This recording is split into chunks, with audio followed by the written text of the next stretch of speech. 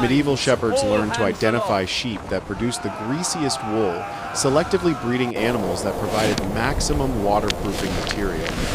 This discovery revolutionized medieval weather protection. Families now had renewable, sustainable waterproofing that required no external resources beyond their own livestock.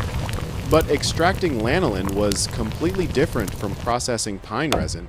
Where pine resin needed fire and careful heating, lanolin extraction required understanding the chemistry of wool and water in ways that medieval people figured out through pure experimentation. The extraction process they developed was so sophisticated that modern science confirms it as chemically sound. And you can do it yourself, using nothing but sheep wool, hot water, and techniques that are nearly 1,000 years old. Here's how medieval families extracted lanolin, and why this process is absolutely fascinating. First, understand that lanolin melts at precisely 38 to 42 degrees Celsius, just above normal sheep body temperature. This isn't random. Evolution engineered this specific melting point so lanolin could flow and redistribute across wool fibers while maintaining protective barriers in cold weather. Medieval families discovered this through countless experiments. They learned that water had to be heated to near boiling, around 90 to 95 degrees Celsius, to fully extract lanolin from wool fibers. But the temperature control was critical. Too cool and lanolin stayed trapped in the wool. Too hot and you'd damage its waterproofing properties. The process began with wool selection. Choose the greasiest sections of unwashed fleece, typically from sheep shoulders and sides, where lanolin accumulation reaches highest concentrations. Medieval workers could identify high lanolin wool by touch alone, a skill passed down through generations. Then came the heating phase. Large quantities of water were heated to near boiling in massive pots. Selected wool was added in manageable amounts. The hot water melted lanolin at its precise melting point, causing it to detach from wool fibers and suspend in the heated water. This is where medieval innovation really shined. They discovered that adding detergent was crucial for creating stable emulsions that prevented lanolin from reattaching to wool during extraction. Medieval families used grated olive oil, soap, or wood ash-based detergents. These help suspend both lanolin and dirt contaminants in the extraction water, allowing separation that would be impossible with water alone. Processing time demanded serious patience. Approximately 1 hour of sustained heating ensured complete lanolin extraction from wool fibers.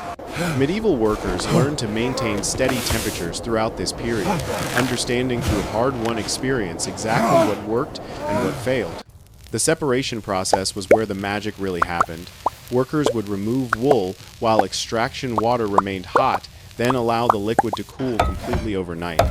As temperatures dropped below lanolin's melting point, the grease would solidify and separate from water, rising to the surface where it could be collected using wooden spoons or shallow containers. But they weren't done yet. The extraction still contained debris and wool fragments that needed removal. Filtration was the final critical step that separated amateur attempts from professional quality lanolin.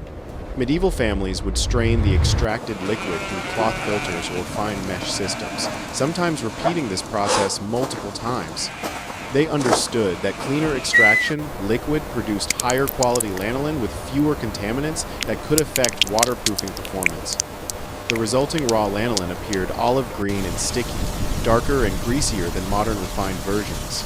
It retained natural impurities that didn't significantly affect waterproofing performance, but made it unsuitable for cosmetic applications. Medieval families didn't care about cosmetics, they cared about survival. A single extraction session processing multiple fleeces could provide enough waterproofing material to treat clothing and equipment for entire extended families. Think about the economics of that. One weekend of labor could produce waterproofing that lasted months or even years. For medieval families operating on subsistence economies, this was invaluable technology. The applications were incredibly diverse. Lanolin-treated leather lasted significantly longer than untreated goods, essential for families who couldn't afford frequent replacements. Medieval workers discovered that lanolin penetrated hide structure to restore flexibility in boots, belts, and harnesses that became stiff during wet weather. Skin protection was another critical application. During harsh winters, exposure caused painful cracking that could become infected and potentially fatal. Medieval people applied crude lanolin directly to hands and faces, creating protective barriers that prevented moisture loss while repelling external wetness. This was survival medicine at its most practical. Tool maintenance benefited enormously from lanolin's corrosion-resistant properties. Iron implements rusted quickly in damp medieval conditions, and replacing tools represented significant family investments. Coating tools with lanolin created barriers that preserved expensive metal goods that families depended on for survival. Waterproofing applications extended beyond clothing to include tents, sacks, and outdoor equipment that required weather protection. Medieval families learned optimal application techniques for different materials, understanding that fabric weight and fiber type affected lanolin absorption and effectiveness. But here's what really matters. These techniques still work perfectly today. You can extract lanolin yourself right now using exactly the same methods medieval families used 1,000 years ago. Start with 2 to 3 pounds of unwashed fleece from fine wool breeds, selecting the greasiest sections for maximum yield. Heat 20 to 25 liters of water to near boiling in large pots. Add grated mild soap, then submerge wool for 1 hour of sustained heating. Remove wool while water remains hot, then allow extraction liquid to cool overnight for lanolin separation. Expect 250 to 300 milliliters of crude lanolin per fine wool fleece, enough to waterproof multiple garments or treat leather goods extensively. The process requires a weekend-long commitment and produces strong sheep odors that linger for days, but the results are worth it. Testing waterproof effectiveness is straightforward. Apply lanolin to fabric samples, then observe water behavior during exposure. Properly treated materials shed water droplets rather than absorbing moisture, though complete waterproofing requires thorough application and proper curing time. Modern applications continue utilizing lanolin's versatile properties in boot polishes, machinery lubricants, diaper balms, and hand creams.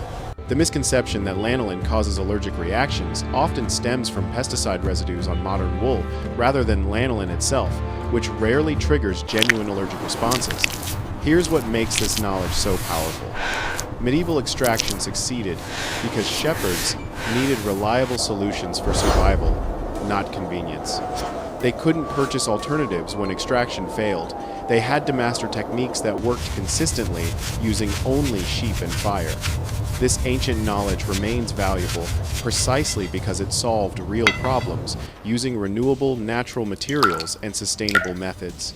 While modern synthetic treatments offer convenience, lanolin provides chemical-free protection that medieval families would recognize and trust.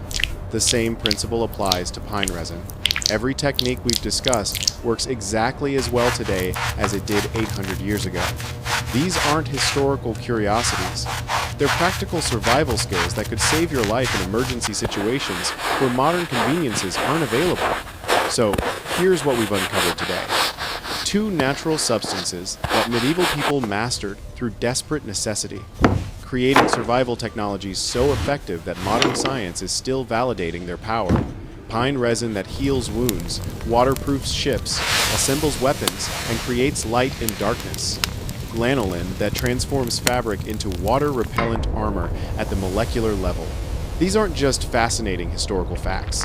They're practical skills that connect us to ancestral wisdom that transcends centuries.